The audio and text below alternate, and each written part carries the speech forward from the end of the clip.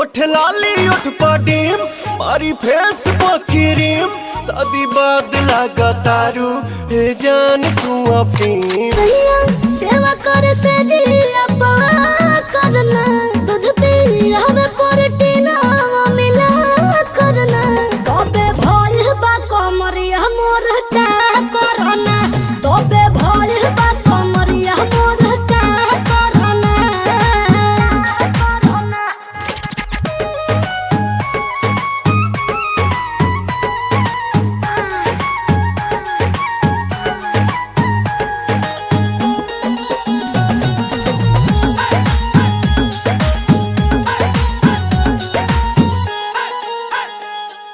जगला में जो करे वो करे रात के मिलेला सुकून खाके राजा जी के हाथ के अच्छा लागेला कमर ककरी से भइल काटा हरावा हो गलिया लागेला जान टमा तारावा हो गलिया लागेला जान टमा